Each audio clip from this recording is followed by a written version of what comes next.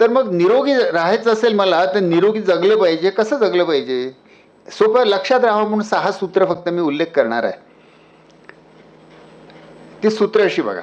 एक पहिली गोष्ट, आहार जो आपला आहे तो आपलं आरोग्य कसं राहतं याचा मोठा भाग आपला आहार ठरवतो. दिवसाला जवळजवळ 3 ते 5 किलो अन्न आणि द्रव पदार्थ आपण आपल्या पोटात घेतो. पण त्याची निवड आपण कशी करतो? कोणत्या आधारावर करतो? एक निवड आपण करतो माझ्या जिभेला काय आवडतं, चवीला काय आवडतं त्याच्यानुसार. दुसरी निवड आपण करतो की माझ्या आईने मला काय चव लावली. बरं, पुरुषाची याच्यात स्थिती मोठी वाईट होते. म्हणजे पुरुषाला एक लहानपणी त्याची आई बिघडवते, मग लग्न होऊन बायको येते. बायको सुरुवातीला 1-2 वर्ष नवऱ्याच्या कलानं घेते, पण मग ती आपली नखं काढते. आणि मग बाई काय म्हणते, स्वाभाविक बाई म्हणते की तिच्या माहेरी जे होतं, तिची आई जे करत होती तेच चांगलं जेवण. त्यामुळे मग बायको तिच्या माहेरचं जेवण पुरुष खातो बिचारा. आणि मग घरात सून येते. मग अजून पुन्हा मग पुरुषाला 3 वेळा तरी आपल्या आरोग्याच्या सवयी बदलाव्या लागतात. तर म्हणून मी आजकाल असं तरुण मुलांना सांगतो की जेव्हा मुलगी बघायला जाल तेव्हा मुलीकडे बघू नका, मुलीच्या आईकडे बघा.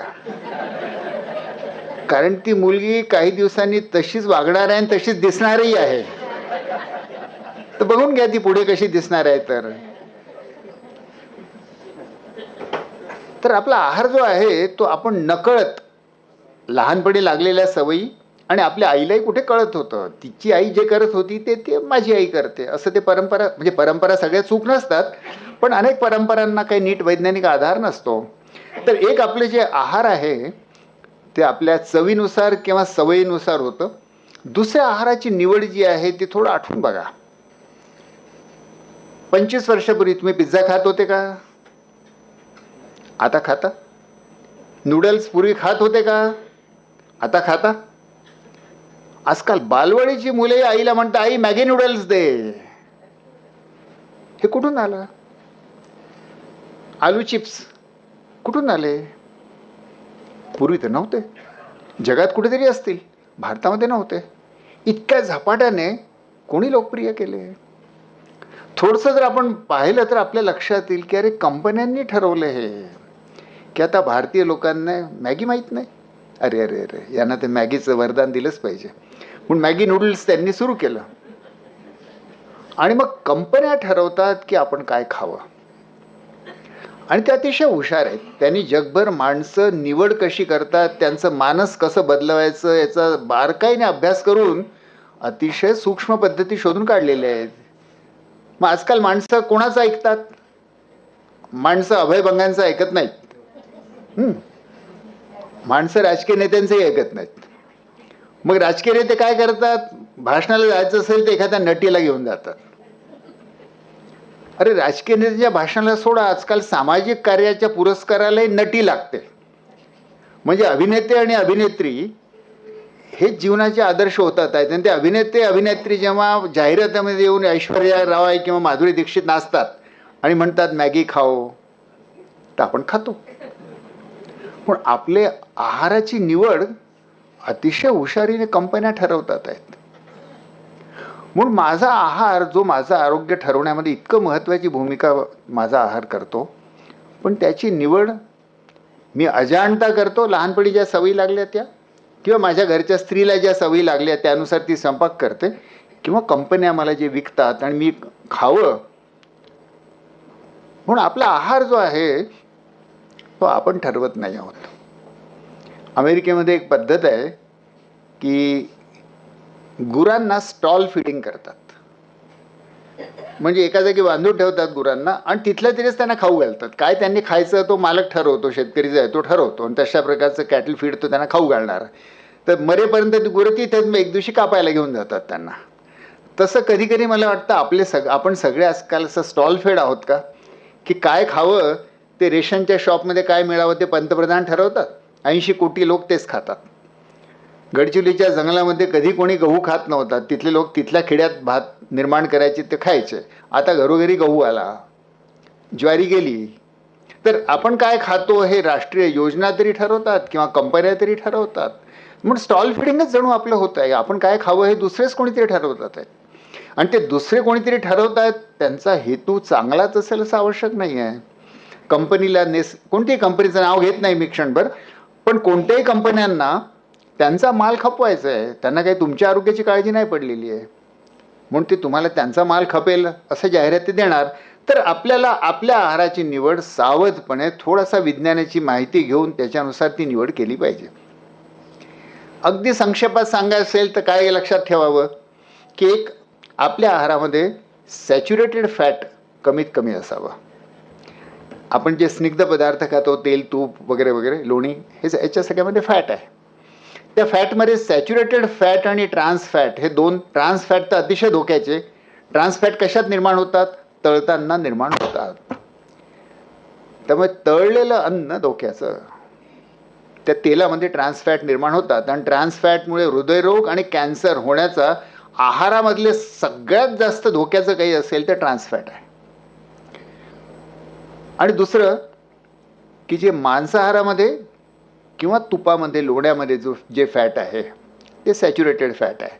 सॅच्युरेटेड फॅट काही शून्य नाही करतायत, पण ते कमीत कमी ठेवावं, म्हणून लो सॅच्युरेटेड फॅट. मग फॅट वापरायचं असेल तर कोणतं वापरावं?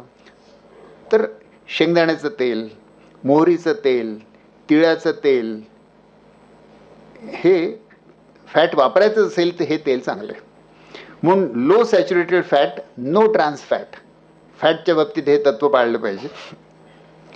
आपण आहारामध्ये जे खातो, आता तुमच्यात काही जण माझ्या वयाचे आहेत म्हणून त्यांना आठवत असेल की पूर्वी घरोघरी बाया तांदूळ कांडायच्या आणि हातसडीचा तांदूळ त्याला म्हणायचे, आणि तो हातसडीचा तांदूळ आपण घरी खायचो. त्या हातसडीच्या तांदूळात काय असतं? तांदळाचा दाणा आहे, त्या दाण्याच्यावर टर्फल असतं, ते तर काढून टाकलं जातं, पण मग त्या दाण्यावरती एक लालसर अशी जिलई असते. ती जी जिलई असते तिच्यामध्ये अतिशय चांगलं आहाराला उपयोगी असे व्हिटॅमिन्स, मिनरल्स असतात. आणि ती जिलई जी आहे ती, असं कल्पना करा की औषध जसं कॅप्सूल असतं तसं तांदळाचा दाणा म्हणजे एक स्टार्च कॅप्सूल आहे, आणि त्याच्यावरची ती जिलई आहे ती कॅप्सूल आहे. ती जिलई काय करते? ती आपण तो तांदूळ खाल्ल्यानंतर पटकन त्याला शुगर म्हणून ती आपल्या रक्तात जाऊ देत नाही. समजा आपण काय केलं, मिल आणि पॉलिशमध्ये तो तांदूळ अगदी चकाचक गोरापान केला, कारण आपल्याला गोरेपणाचं फारच आकर्षण. तर त्यामुळे मी गोरा नाही तर काय करणार, तांदूळ गोरा खाईन मी, त्याच्याने काही मी गोरा होत नाही. तर तांदूळ आपण गोरा केला, पांढरा केला, आणि ती जिलई काढून टाकली. पॉलिश्ड राईस म्हणजे ती जिलई काढलेली असते, ती पोटात टाकली की त्याची फटकन ब्लड शुगर होते आणि ब्लड शुगर वाढते. तर फायबर नसलेलं कार्बोहायड्रेट, याला रिफाईंड कार्बोहायड्रेट, खूप बारीक दळलेलं, मैदा आहे त्याचं क्लासिक उदाहरण. तर मैदा आणि मैद्याचे जे पदार्थ आहेत ते घातक आहेत. ज्याचं कार्बोहायड्रेट तत्काळ रक्तामध्ये, पोटामध्ये गेल्यानंतर रक्तात जातं ते घातक आहे, कारण त्याच्यामुळे जणू काही डायबिटीसच्या रुग्णासारखी आपली शुगर पटकन वाढते आणि त्याच्यानंतर काही तासांनी पुन्हा पटकन भूक लागते, म्हणून दोन्हीकडनं घातक. ते रिफाईंड कार्बोहायड्रेट, एक सोपी युक्ती सांगतो त्याची, जे खाल्ल्यानंतर दातांना चिपकतं ते रिफाईंड कार्बोहायड्रेट असतं.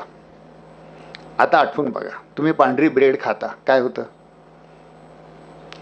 तुम्ही पार्ले ग्लुकोज बिस्किट खाता, काय होतं? दातांना चिपकतं. जे जे दातांना चिपकतं ते तर नक्कीच रिफाईंड कार्बोहायड्रेट असतं.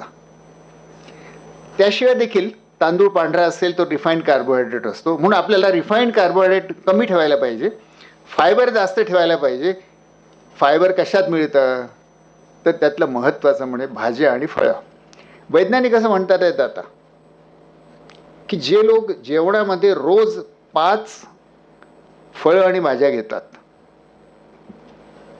त्यांना हृदयरोग आणि कॅन्सरचा धोका 50% कमी होतो. म्हणजे याचा अर्थ माझं हृदयरोग आणि कॅन्सर मी 50% कमी करू शकतो. मेडिकल बिल देण्याच्या ऐवजी फळवाल्याचं बिल द्या, आणि फळ चवीलाही चांगलं लागतं. मेडिकल ऑपरेशन काही चवीला चांगलं नाही लागत. तर म्हणून आपल्या आहारामध्ये जर आपण बदल केला की रोज 5 फळं आणि भाज्या, बरं म्हणजे काय, भाजी म्हणजे मग एक नुसती चिमटीला लागणारी भाजी नाही. एक माप म्हणजे किती, ते 150 ग्रॅम, ढोबळ मानाने एक वाटी भरून भाजी आणि त्याच आकाराचं किंवा तेवढं फळ, असं 5 तरी वेळा आपण घ्यायला पाहिजे. 5 फ्रूट्स अँड व्हेजिटेबल.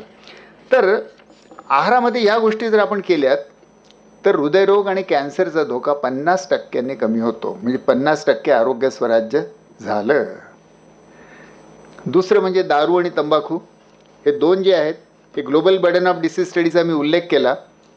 त्यांनी असा जगभरामध्ये होणारे जेवढे मृत्यू आहेत आणि रोग आहेत ते कशामुळे होतात याची कारणं, आणि मी जसं म्हणालो की 4 अब्ज लोकांच्या आरोग्याच्या माहितीवर आधारित हे अभ्यास आहेत. त्या कारणांमध्ये त्यांनी असं पाहिलं की 7 कारणं सगळ्यात जास्त रोग आणि मृत्यू निर्माण करतात. त्या 7 कारणामध्ये एक आहे एअर पोल्युशन, दुसरं आहे ब्लड प्रेशर, तिसरं आहे कुपोषण. त्या 7 कारणामध्येच आहे तंबाखू आणि दारू. तर आता एअर पोल्युशन कदाचित दुर्दैवाने तुमच्या तत्काळ हातात नाही. तंबाखू आणि दारू मात्र मी घ्यायचं की नाही घ्यायचं याचं नियंत्रण मी स्वतः करू शकतो. तंबाखूमुळे जगामध्ये 80 लक्ष मृत्यू दरवर्षी होतात आणि दारूमुळे 32 लक्ष मृत्यू दरवर्षी होतात. रोग किती होतात ते तर अजून वेगळंच आहे. तर तंबाखू आणि दारूपासनं दूर राहणं हे आपलं आरोग्य सांभाळण्यासाठी एक नियम अजून आवश्यक आहे. शरीर निसर्गाने दिलं आहे वापरण्यासाठी आणि आपण त्याला स्पेशलाइज करतो आहोत न वापरण्यासाठी. आता सरासरी सुशिक्षित मध्यमवर्गीय माणसाला जो टेबलवर बसून किंवा कॉम्प्युटरसमोर काम करतो त्याला दिवसभरात व्यायाम कोणता होतो, तर त्याला व्यायाम फक्त होतो काही दिवसांनी. सांगतो मी तुम्हाला की 100 वर्षांनंतर महाराष्ट्रातल्या मध्यम वर्गाचे सांगाडे जर कुठून शोधून काढले तर काय दिसेल, त्याच्यात उजव्या हाताचा अंगठा असा खूप मोठा झालेला दिसणार आहे. याचं कारण की आजकालचं मुख्य शारीरिक श्रम जे आहे ते उजव्या हाताच्या अंगठ्याला होतं. म्हणजे कसं, नोटा मोजणे, पेनने लिहिणे, आणि तिसरे TV समोर बसून रिमोट कंट्रोल. म्हणजे उठून ते TVचं बटनही चॅनल बंद करण्याचे श्रम नको.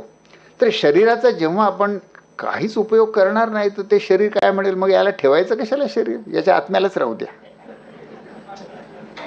ते शरीराचा उपयोग नाही केला तर ते कुजतं आणि कुजलं की ते वेगवेगळ्या रोगांच्या रूपात प्रगट होतं. म्हणून रोज 30 ते 40 मिनटं काही ना काही व्यायाम हवा. सगळ्यात सोपा व्यायाम चालणे, पण ज्याला जमत असेल सायकलिंग, ज्याला जमत असेल स्विमिंग, ज्याला जमत असेल खेळणं, आणि हे जमत नसेल तर सांगतो तुम्हाला, बाया खुश होतील, पुरुष नाराज होतील माझ्यावर, घर झाडणे, कपडे धुणे.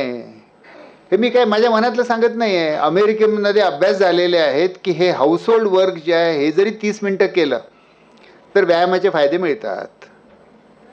आणि म्हणून कोणत्या ना कोणत्या रूपात व्यायाम आपल्या जीवनात हवं. आपल्या पूर्वजांनी काही चांगल्या गोष्टी शोधून काढलेल्या आहेत आणि त्यातलं योग ही एक त्यातली उत्तम गोष्ट आहे. हा आपल्याला वारसा परंपरेने मिळालेला आहे, त्याचं महत्त्वही आपल्याला कळत नाही, पण ते मिळालेलं आपल्याला सांस्कृतिक भांडवल आहे.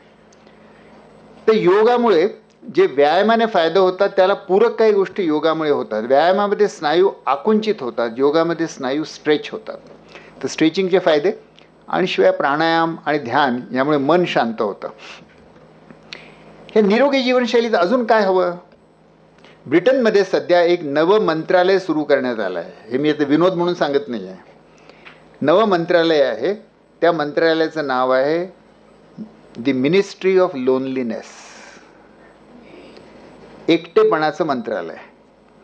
एकटेपणा हा त्रास इतका जास्त व्यापक झालेला आहे की त्यासाठी त्यांनी वेगळं मंत्रालय, जसं शिक्षण मंत्रालय, उद्योग मंत्रालय, तसं लोनलीनेसचं मंत्रालय.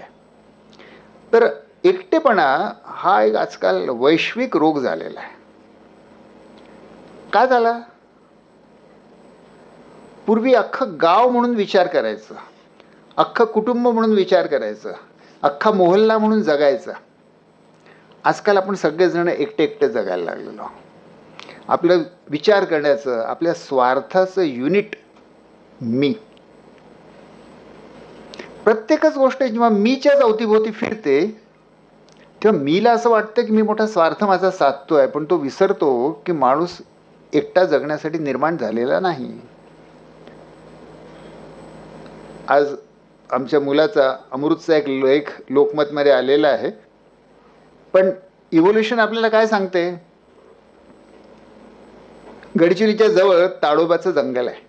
त्या जंगलात तुम्ही गेलात, सांबारांचा कळप किंवा हरणांचा कळप फिरतोय, आणि त्यातल्या एखाद्या हरणाला किंवा सांबाराला जर असं दिसलं की जवळ कुठेतरी झुडपामध्ये वाघ डब्बा भरून धरून बसलाय, तर आता त्या सांबाराने काय करायला पाहिजे?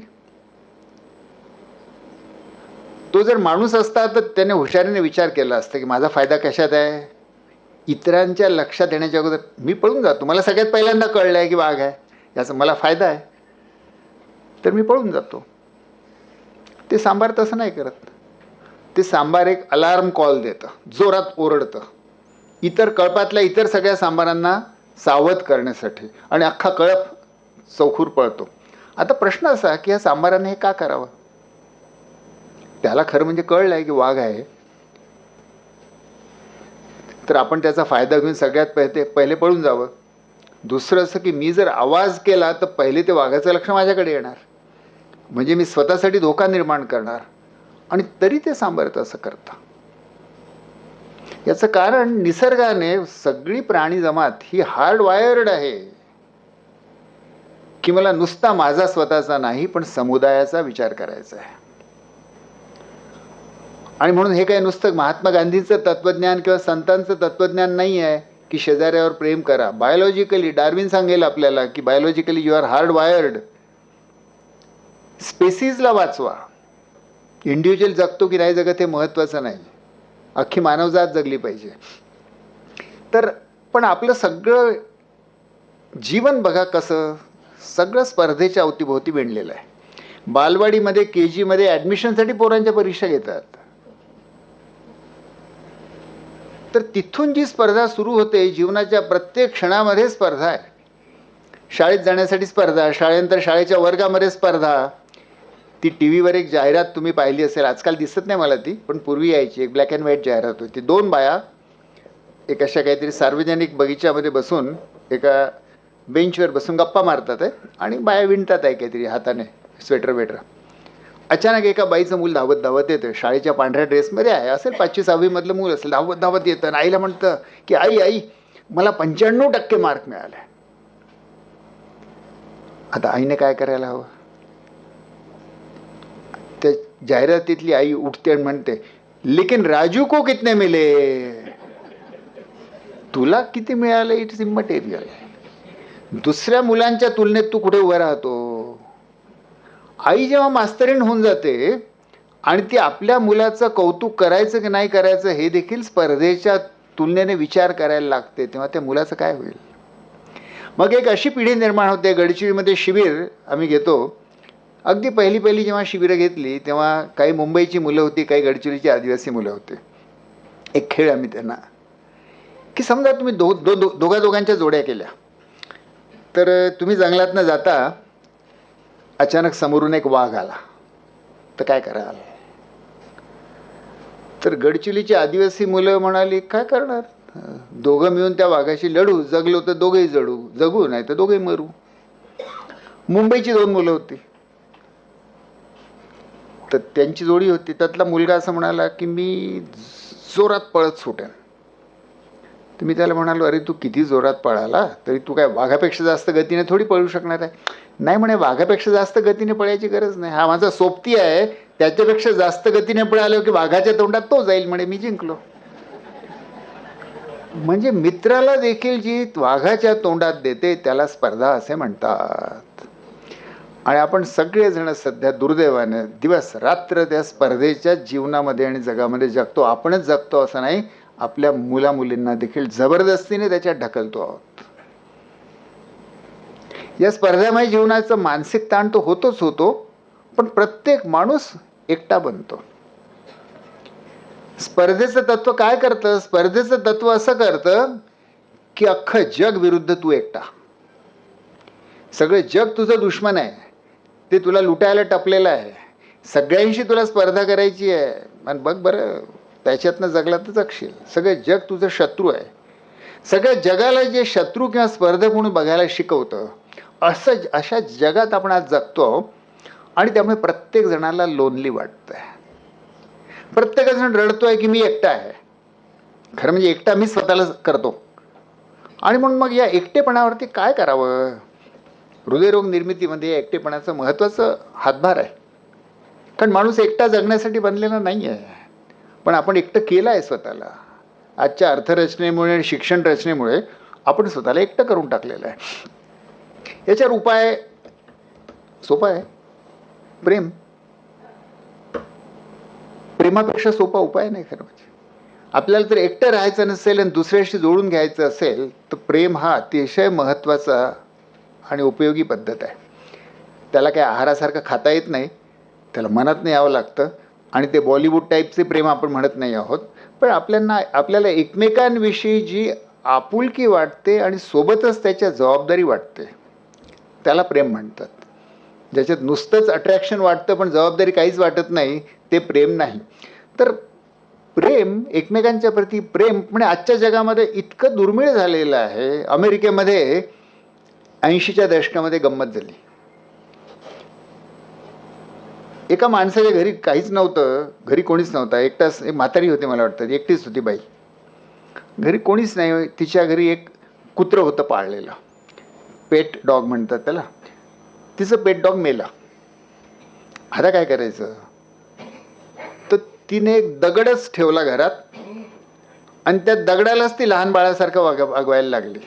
त्याला नाव दिलं तिने, त्याला कपडे घालायचे, त्याला आंघोळ घालायची.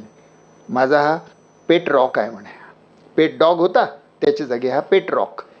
आता कोणीतरी टी व्हीवाल्याला ही स्टोरी भेटली त्याच्यात. त्याने टी व्हीवरती स्टोरी दाखवली. अमेरिकेमध्ये मोठी फॅशन झाली, लोक पेट रॉकच पाळायला लागले. मग पेट रॉक तर कोणी कंपनीवाले मागे कशाला राहतील? ते म्हणाले की तुमच्या पेट रॉकला काही अन्न पाहिजे की नाही, म्हणून त्यांनी पेट रॉक फूड बाजारात आणला. तर लोक मग पेट रॉक फूड आणून आपल्या पेट रॉकला खाऊ घालायला लागले. पेट रॉक क्लोथ्स आले, पेट रॉकला कपडे घालायला लागले, त्याला थंडी वाजते म्हणे. तर अमेरिकेमध्ये पेट रॉक पाळण्याचं खूप प्रकरण झालं. माणसांना खरं म्हणजे काय करायचं होतं? कोणासोबत तरी नातं जोडायचं होतं. कोणीच भेटत नाही तर दगडासोबत नातं जोडायला लागले. पहिल्यांदा मी हसलो, पण मला वाटलं अरे आपण आपल्या देशात हेच करतो की, याला आपण मूर्तीपूजा म्हणतो. तो आपला देव, त्या देवासोबत आपण नातं जोडतो आणि ते नातं माझ्या मनातच असतं. आणि तो दगडातला देव इतका सुंदर आहे की तो काहीही मागत नाही, कोणतेच नखरे करत नाही. तुम्ही म्हणाल तसा राहतो, तुम्ही म्हणाल तुमच्या सगळ्या इच्छा तो पूर्ण करतो. ह्याच्याहून जास्त अजून प्रेम देणारा कोण असू शकतो? त्यामुळे भक्ती हे प्रेमाचे जणू काही पुढचं पाऊल आहे की जे माणसाचं एकटेपण दूर करतं. त्यामुळे मी निरोगी कसा जगू याचे विविध गोष्टी आपण बघत होतो. त्याच्यामध्ये आपण आहार पाहिला, आपण व्यसनापासून दूर राहणं पाहिलं, आपण व्यायाम पाहिला, आपण योग आणि प्राणायाम ध्यान पाहिला, आपण प्रेम, दुसऱ्यांसोबत नातं जोडायला जर काही नसेल तर दुसरं एक फार चांगलं साधन असतं. आजकाल बरीच माणसं रिटायर व्हायला लागलीत. काही माणसांना रिटायरमेंटच्या अगोदरही वेळ असतो. दुसऱ्यांची सेवा करणं ह्याच्याहून जास्त अनुबंध जोडण्यासारखं उपयोगी. पण मला ते एकटेपणातनं सुटका देतं की. म्हणून गांधीजी म्हणाले, जेव्हा गांधीजींना विचारलं की जीवनात पुढे काय करू असा प्रश्न पडतो तेव्हा काय करावं, त्यांचं प्रसिद्ध वाक्य आहे. ते म्हणाले की फार सोपं आहे, I shall give U A टॅलिस्मन. मी तुला एक जादूची तावीज देतो, त्याच्याने हा प्रश्न सुटेल. काय? तर असा जेव्हा प्रश्न पडेल की मी जीवनात काय करू, तेव्हा तुझ्या डोळ्यासमोर तू आण तुझ्या आयुष्यभरात तू पाहिलेला सगळ्यात दुःखी, कष्टी, हतबल माणूस कोण, आणि मग स्वतःला प्रश्न विचार की या माणसासाठी मी काय करू शकतो. तो जो माणूस आहे तो तुझ्या मनातलं सगळं कन्फ्युजन, सगळे प्रश्न दूर करेल. त्या माणसाला ते म्हणाले टॅलिस्मन, जादू की तावीज, जो माझ्या जगण्याला सार्थकता देतो. माझ्या जगण्याला सार्थकता माझे स्वतःचे लाड करून मिळत नाही. स्वतःचे लाड करून फक्त सुख मिळतं, सार्थकता मिळत नाही. सार्थकता सहसा माणसाला आपल्यापेक्षा वेगळ्या दुसऱ्या कोणाशी तरी नातं जोडण्यात मिळते. सार्थकता माणसाला माझ्यापेक्षा काहीतरी जे मोठं आहे, समाज असेल, समुदाय असेल, देश असेल, पर्यावरण असेल, आदिवासी असतील, जंगल असेल, नदी असेल, काही असेल, माझ्यापेक्षा काहीतरी जे मोठं विशाल व्यापक आहे त्याच्याशी नातं जोडून घेण्यामध्ये माणसाला सार्थकता जाणवते. हा काय तुमच्या आणि माझ्या आवडीचा प्रश्न आहे. That's how we are made. आपण घडवलेच गेले असे आहोत. तर सार्थकता हवी. सार्थकता कुठे शोधायची? एक गांधीजींनी आपल्याला सांगितलं, जीवनाला हेतू जर नसेल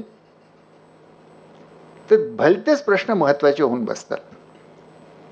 मग खूप महत्त्वाचं होतं की माझ्याकडे जोडे किती आणि सँडल्स किती, माझ्याकडे साड्या किती आणि सूट्स किती, माझं घर 2 मजली की 3 मजली, माझा पगार एवढा की तेवढा, माझ्याकडच्या कारचं मॉडेल कोणतं. हे सगळे गोष्ट अतिशय महत्त्वाचे वाटायला लागतात, कारण दुसरा काही महत्त्वाचा जीवनाला हेतूच नसतो. विक्टर फ्रँकेल नावचा एक जर्मन सायकॅट्रिस्ट होऊन गेला. त्याचं एक पुस्तक फार प्रसिद्ध आहे, मॅन सर्च फॉर मिनिंग.